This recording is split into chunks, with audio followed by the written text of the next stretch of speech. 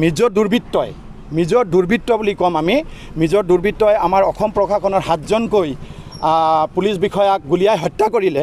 তো ইয়াত আমি আমচুৰ ফালৰ পৰা সমবেদনা জ্ঞাপন কৰিছোঁ। সিহঁতৰ পৰিয়ালকো আমি আমাৰ তৰফৰ পৰা সমবেদনা জ্ঞাপন কৰিছোঁ। নেদেখাজনে যাতে সিহঁতৰ অন্তৰত যাতে ধৈৰ্য সহ্যৰ গুণাধিকাৰী কৰি দিব পাৰে সেইখিনি আশা কৰিছোঁ। আৰু অদূৰ ভৱিষ্যতে যাতে আমাৰ অসমৰ পৰা এজনো পুলিচ বিষয়া মিলিটাৰীয়ে হওক আৰ্মিয়ে হওক আমাৰ অসম পুলিচে হওক যাতে দুৰ্বৃত্তৰ হাতত প্ৰাণ দিব লগা নহয় তাৰ কাৰণে চৰকাৰে যাতে সতৰ্কতা অৱলম্বন কৰে। আৰু যদি ইচ্ছা কৰে এই সমস্যা এসপ্তাহৰ ভিতৰত সমাধান হৈ যাব।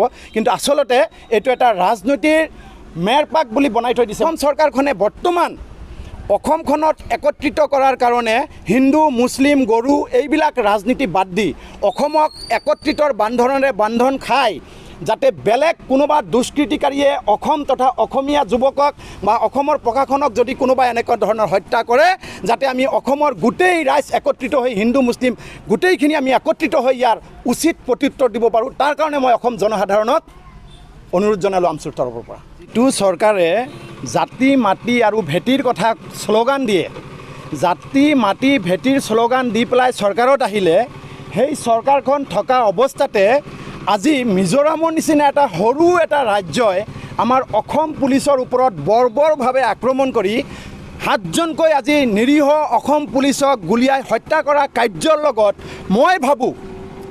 মই মানে আমাৰ সদৌ অসম সংখ্যালঘু ছাত্ৰ ইউনিয়ন আমচুৱে আমি ক'ব কাৰণে বাধ্য যে এই ঘটনাৰ লগত কোনো ফালেদি হ'লেও অসম চৰকাৰ সম্পূৰ্ণৰূপে দায়ী।